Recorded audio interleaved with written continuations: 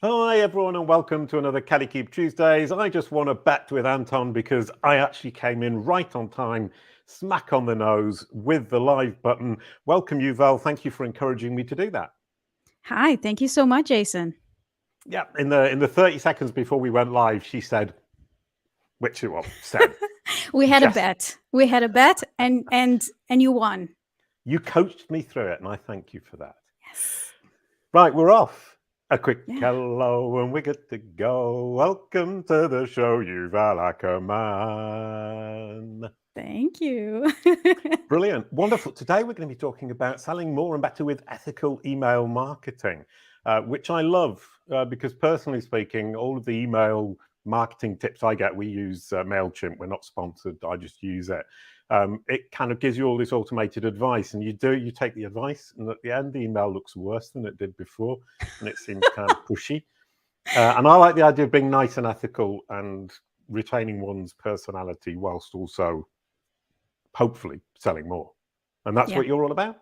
Yeah, that's correct. Hooray! Before we start, we're going to have a quick look at your brand SERP. And this week, another experiment, we're going to try a video. Because I looked at your brand SERP and like me, you're a musician. True. And so you have the delightful filter pills. So if we could have that video, I'm going to talk us through the brand SERP, hopefully when it wants to come up. So it's an experiment that isn't really working so far. There we go. There we go. Oh, we've lost it. All right, brilliant. Yuval Ackerman. And what I like here is we've got lots of images over there on the left-hand side. And we've got those filter pills. And as I click through them in this video, we can see that we've got your songs. And there we've got places that we can listen to your songs. There's actually 5 of them, which is really impressive. And it's basically 5. breaking this knowledge panel down into verticals. And each vertical result is different. Now, actually, what I'm going to do is put that on again, because you can see here the overview, which we saw at the end. Then here I click on songs, and you can see the songs, but the results in that result are different. So it's a vertical brand SERP. Then where we can listen to you, and then back to the overview with the pictures, which are absolutely delightful. I really like the fact that Google's doing that. So we end up with a situation with somebody who has kind of these different facets with this incredibly interesting knowledge panel. And what Google's able to do, because you're in music, it's got Spotify, it's got Music Brains, it's got iHeartRadio, I think the other one was that we saw, Deezer maybe. It can build these incredibly intricate investigative results where we look into your albums and your songs. So you're actually an active publishing musician right now. Not right now, to be fully honest. One thing that I haven't seen there is my podcast that I launched maybe 3-4 months ago. Right. So that's another thing, entirely different, but also has some similarities to ethical email marketing, which is all about creating real connections and real bonds with the people behind the screens. I have a podcast about conscious dating and relationships. So same, but different. So I'm very surprised that well, I haven't Googled myself in a very long time. So thank you, Jason, for doing that for me. Brilliant. Well, the podcast question is actually kind of interesting because, I mean, what's your podcast called? Loving Against My Instincts. Right. And there's this kind of thing I've called my podcast with Jason Barnard, with the idea that I created some ambiguity to see if I could sort it out in Google's brain. And the podcast, I can't get it to appear as a filter pill, which is what you're talking about. But what Google did do at one point at the end of last year, and it still does it a little bit, is it thinks that podcast episodes are songs. Oh, so okay. It might potentially add your podcast to the songs. We've had a few examples of that where you've got these incredibly long title songs. They're 30 minutes. It obviously thinks that kind of these podcast episodes, 30 minutes, are these 70s opuses of kind of theatrical genius from somebody like Spinal Tap, which is one of my favorite groups that never really existed, or Moondog or something. Yeah, you've probably got more musical culture than I have. Oh dear. Moondog. We're not talking about Moondog. We're not talking about music. We're talking about ethical email marketing. Now, this for me is fundamental from the perspective of I really, really don't like receiving those emails that are very pushy. Mhm. I like receiving emails that talk to me, but I've got no idea how to write them. And you're going to tell me, A, why I should write them like that, and B, how do I write them? And C, Mhm. presumably, what effect does it have on my business? Oh, yeah. So let's break it down. Why do you need to write them? As an ethical email marketer, maybe my answer is going to surprise you. You don't need to do anything that doesn't, Oh. float your boat. I am obviously biased because I think email is a wonderful, wonderful marketing channel to promote your business, to grow your business, to sell your services, your products, and whatnot, and create this very, very deep connection with your subscribers. But I will never stop anyone in their way of doing anything that doesn't work for them. So that's one. Right. That's ethical to start with. Exactly. So just as a disclaimer to begin with, I can throw a bunch of stats if my brain can remember them, like the fact that emails ROI, return on investment, is anywhere between $40 to $44 per every dollar that you spend. So that's one. I think it's the highest ROI in marketing consistently throughout the years, and it's something that you can count on if you can actually do that correctly. And it's not something that you can do necessarily with third party or websites or social media, where you have to rely on algorithms and all kinds of filters and things that you don't control. So why do you need to do email marketing for your business? It's because you can own the platform. It's yours. It's your data. It's your Right. subscribers. They gave you the consent that you would email them consistently and sell to them as well, because we're not gullible. We all know that if you subscribe to someone's email list, they will eventually try to sell you something, right? Right. Yeah, So no, you okay. own the platform. So yeah, I mean, the huge advantage of email marketing is getting people on board, and they're already active. And you were saying develop an in-depth or a deep relationship with them. I haven't really seen it like that. I mean, over a long period of time, do you think you can build a deep relationship with somebody through automated emails? Oh yeah, I know that. I know that. Okay. Excuse me. I can give you a couple of examples of from my own email list. The conversations that I'm having with my own subscribers are ridiculous in length sometimes, I would say.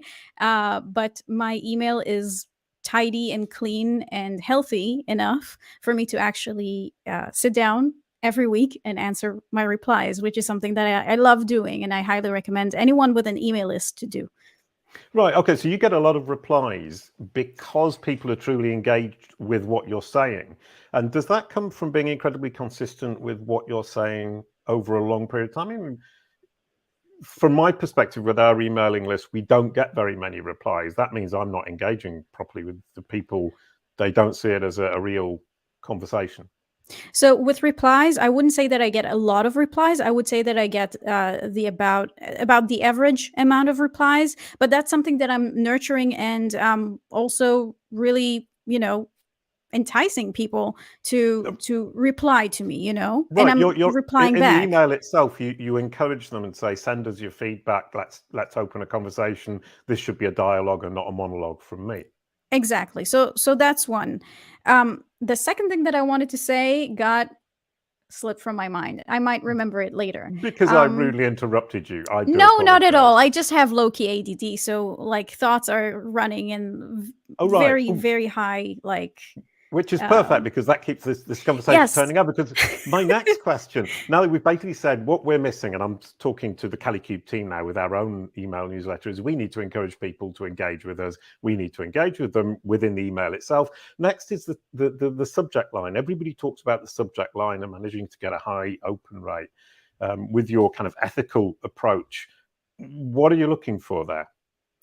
Let's put that on the shelf for just Right. a second, Okay. because I just remembered something. You said something about consistency, and I wanted Yes. to tackle this because that's something that I say quite a lot. The consistency, for the sake of consistency, doesn't matter as long as you don't give value. I will rephrase that. I will make it a bit clearer. If you're sending emails for the sake of consistency and you have nothing of value to say or to share with your subscribers, and at the end of the day, it's all about them and what they want and what that they need from you. Don't send your email. It's okay to skip an email, a weekly newsletter or a monthly newsletter, if that's what you agreed on. If you don't have something truly valuable to share, you might as well don't send it at all, because at the end of the day, I want to create this feeling for your subscribers that whenever they see your name in their inboxes, they will start, jumping up and down with excitement and, save your email for a Sunday when they can sit down, have a drink, and just read it thoroughly with the respect that is due. I'm afraid the first thing that I thought of when you said when they see your name in their inbox, I was thinking of the Pavlovian dog salivating. That was the first image that came into my mind, but obviously not to that extent, but kind of think this is a nice thing. I've had some emails where I've subscribed and I get an email like, it seems like every day, it probably isn't. And I end up just getting annoyed because it's so much. And you're saying, well, I'm not that interested in everything you've got to say. So my in fact, the question wasn't that. It was more along the lines of, from my perspective, I've got loads I want to share. Mm-hmm. And I'm not sure how to keep it down so that I don't overdo it and what's the word? Avalanche people with emails. That's a good question. I know it wasn't like necessarily a question, but to me, I think of it as market research. Right. Okay. A huge part of copywriting, actually, I would say at least 50%, is asking your subscribers, what do they want? Oh, darn. That's exactly what I've never done. So okay. we would do well to have a Google form and have a votey thing, an opinion thing, and set out and say, right, what do you guys want? Let's start creating that kind of content and sending you that kind of content. That's really simple. And obvious. But also making it simple for your subscribers to engage with you, because a reply, for example, is a very hard thing for people to do. I'm going to dive this year, for the rest of the year, I'm going to dive into the psyche of what it takes for someone to actually reply to your email. It's a very, very interesting topic that I want to research myself. Oh, wow. Are you going to have a PhD after this? I don't think so. In the psyche of replying to emails. I really don't think so, but I bet that my mother would be thrilled to even have you, to even hear you say that. But where was I? Again? You were saying hitting reply to an email and actually writing something is very difficult. Yeah, so anything to lower the friction of engaging with your email, that would be the best thing. So whether it's clicking on something to redirect them to a form or anything, just think of the lowest friction method to actually get the responses. But market research and getting voice of customer, which is a copywriting term, anything that you can do to learn more about your customers, your subscribers, their need, their wants, their desires, that's the first thing that I would start with.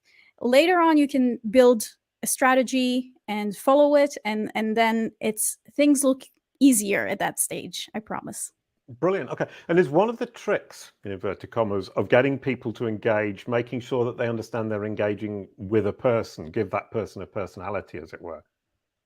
Yeah. There are a lot of, again, I wouldn't call it a trick per se, but a lot of the times on email marketing lists that I really do appreciate, they ask me to self-identify myself. So whether I'm a copywriter or a business owner, or my interests or my likes or my needs, or where am I located, and that's zero. What's the term for it? Zero barrier, zero effort. Zero barrier, but also zero party data. That's what I wanted to say. Zero party data. Especially because so it's data that your subscriber is giving you willingly with consent about them, that you can keep, and then you can segment your list according to groups or certain tags, and you know what to send them that would be highly relevant for them. Right, but isn't there a kind of problem? From my perspective, people ask me, or a company sends me an email and asks me all these questions. I kind of think you're prying, and I don't really want to tell you. Is there a way to encourage people or make them feel more at ease? Mm, Or is I that another think thesis that would have to be written? I think it's well, if I told you what my first thesis was all about, you would laugh hysterically. Oh, go on But then. do you remember the band Aqua? Oh, yeah, I love them. I did my entire thesis about them. Absolutely brilliant. It Oh, started yes. as a joke and I ended up as my class valedictorian. So jokes on them. Anyways, so The joke's on Aqua or on your no, school? on my supervisors. Never mind. What I wanted to say is that one other thing that I say quite a lot, it depends, because if some subscribers are not willing to give their zero party data to you, there might be some kind of a problem in, I don't know, how you welcome them into your email world. Right. Maybe you have to do a bit more of an email training. Maybe you have to give them a bigger reward. Maybe, I don't know, it really depends. But Brilliant. that's exactly the thing that I would actually approach someone individually who didn't click on a certain thing to self-identify, if that's something that you're doing in your email list.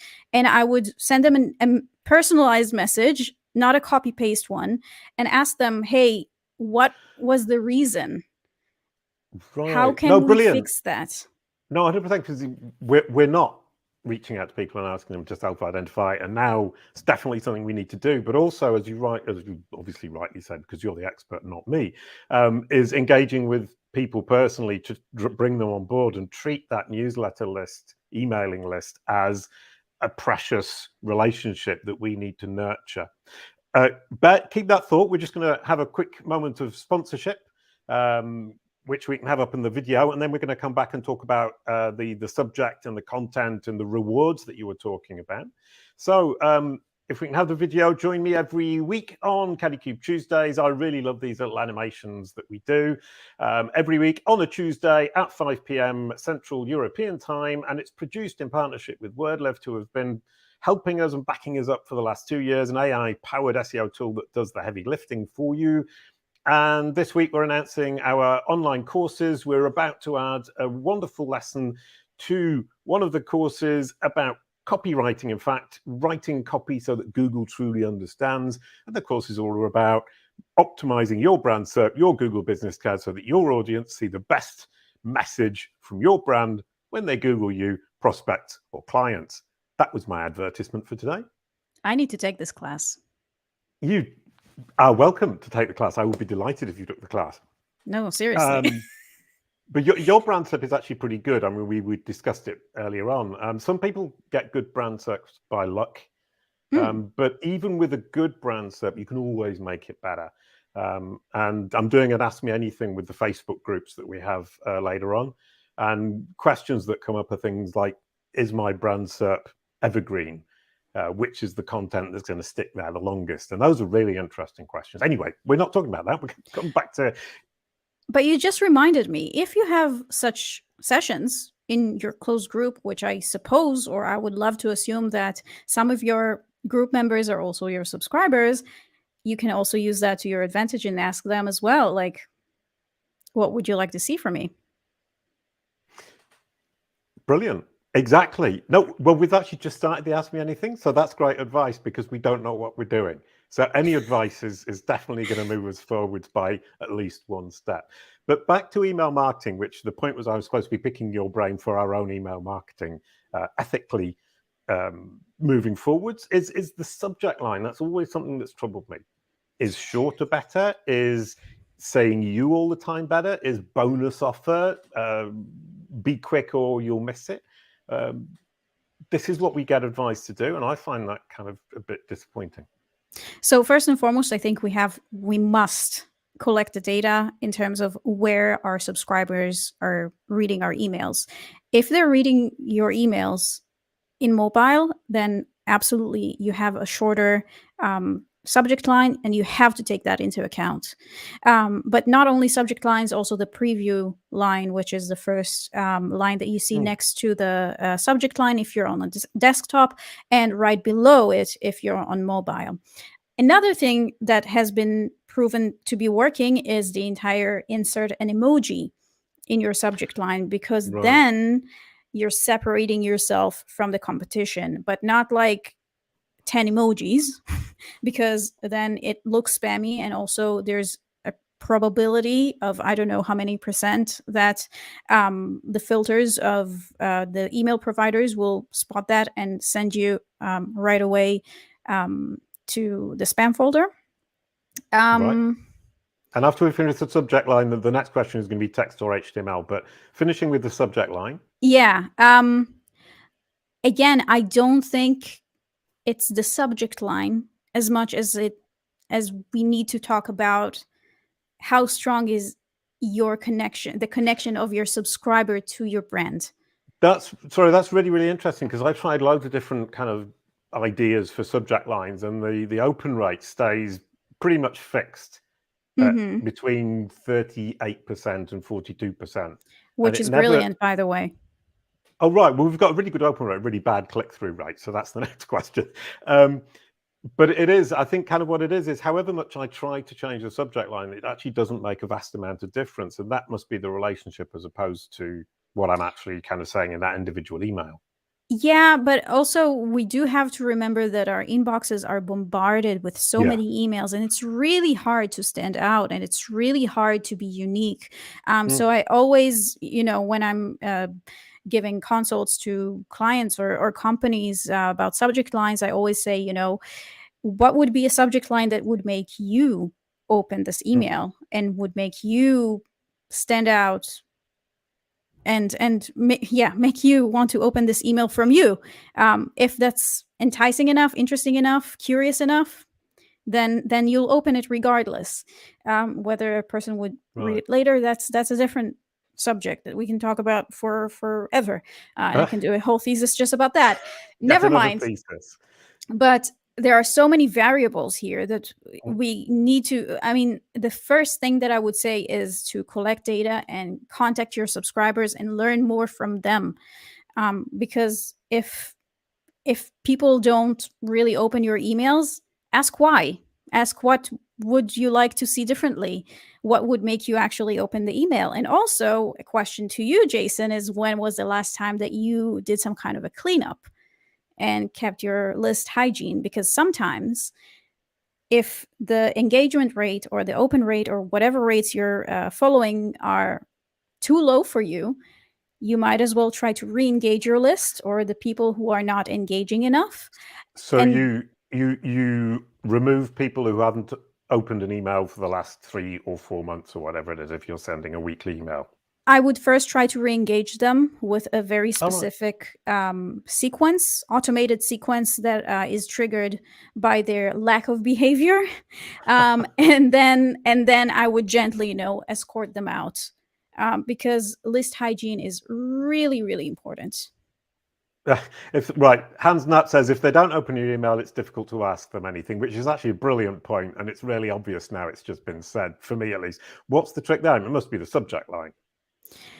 Yeah, you can only do as much, or you can contact them privately without an automated sequence. It really depends on how much effort and time and will you have to put into your email list, which I think needs to be a very high one because it's a very good channel. But brilliant. To each their own. And once you get into the email, Hans actually asked text or HTML, but I would imagine these days the platforms like MailChimp or MailJet or Mailgun or whatever it might be will automatically switch depending on the recipient, or am I wrong? I'm pretty sure that most, if not all, of the email service providers are already generating some kind of a plain text version of every email. But I'm not a deliverability expert. There are a bunch of really, really great people out there who are doing just that. But I do want to say that generally speaking, the lighter your email is, the better chances that it will pass through the spam filters is higher. And for it to load as well is higher. So if you want to talk about text or HTML, I always personally use texts more. I'm also not a coder, but generally speaking, the lighter the better, and the more personal. And think about it this way: when you're writing an email to a friend or to a colleague, you don't really put like GIFs and sparkles and photos everywhere. That's not the case. You write them a very plain email, and that's what you want to also, in my opinion, replicate for your subscribers. Right. Oh, that's something we should try then, just doing a text-only email, because we don't get much of a click-through. And what I tended to do was put lots of colors and lots of images and make it all terribly bells and whistles and exciting. And that is perhaps the wrong idea. A/B split test one email and see what happens, you know? Well, the other question as well is an email with loads and loads and loads of links. I mean, some people within the industry, I mean, I receive SEO emails and they've got like 30 different articles, and I can go through and it's the pick of the articles of the week. Thinking of Elaine Solis, for example, who has an email list like that, and masses of subscribers, incredible engagement as far as I understand it, because she brings it all together. And then other emails where I just get one thing in the email. It's this one specific call to action. I'm thinking of Internet Marketing Gold, who do that. And they say, here's one thing, focus on that. Is this another case of it depends? You said it better than I would ever say it myself. It really depends. I'm also on a couple of lists myself where I know for a fact that I'm going to get just a bunch of links, and I'm going to click on a bunch of them and fill my weekend with reading materials and YouTube things to watch and music that I'm going to have great time listening to. But there again, yes, it depends. There again, I know, at least with my email list, I am trying to put as little or as few links as possible, and just to make it really counts when I do insert something. Usually it's music. But it really depends on your brand and what you're trying to achieve. Right, yeah. I mean, and kind of from your perspective, you're saying this is a dialogue with people, although we don't know them. It's certainly a relationship that does develop over time with the email, and you should treat it like that rather than, honestly, what I've been doing is just saying every week I send out the Kalicube Tuesdays. People then sign up for it. They come to the Kalicube Tuesdays live. They ask their questions, and it's been this kind of like cycle, and that isn't building a relationship. That's repeating myself on different topics each time, but always about Kalicube Tuesdays. Yeah, but I think, people who do send you questions, you can definitely get back to them and ask them a question in return. And I think that in itself will increase the engagement and the click rate and the reply rate of your own email list. So here's just an idea. No, absolutely brilliant. So what I've learned now is treat an email list more as a dialogue, less as a monologue. Build a relationship, reach out to people, ask them what they're looking for, so you can actually provide what they want rather than what I think they might want or what I want to give them. It's never about you, Jason. It's never about me, Yuval. It's always, always, always about our subscribers and what they want. We need to cater to them. It is a dialogue. And another thing that I always say is market as you like to be marketed to. If you don't like receiving those daily emails, then I wouldn't do that if I were you. If you have the capacity to read one long email from someone that you really appreciate their opinions, maybe that's what you would do for your own email list, So think about it as also, what would you respond best to? Brilliant. That's an absolutely brilliant conclusion. I think we managed to make that between us. And what I really love is that conclusion from you is now the subject of the conversation we're going to have tomorrow with the Kalicube team to make our email marketing less like I've been doing it and more like you're suggesting it and doing it properly and bringing real value out of it instead of just kind of hit and miss kind of approach I've had. So thank you so much, Yuval. You've probably saved Kalicube in 2022. Really quickly now for next week. That was absolutely wonderful from Yuval. Next week, we've got Brian Harnish, SEO audits now and into the future. So we had our SEO audits last week. We're going to have another approach next week, which I'm really looking forward to because I know that Brian's approach isn't quite the same as Olga's. So that's going to be an in-depth and an increasingly in-depth approach to SEO audits, excuse me. And could you pass the baton, please? Yes, absolutely. Brian, the baton is yours as someone who does audits herself and knows how important that is for my clients. It's all yours. Brilliant. Thank you so much, Yuval. That was incredibly insightful. And I do love the idea of ethical email marketing. And it makes me feel much more comfortable about what we are going to be doing in the future. Thank you, everyone, for watching. See you next week on Kalicube Tuesdays. A quick goodbye to end the show. Thank you, Yuval. Thank you, Jason. It was my pleasure. Thank you so much. Kalicube.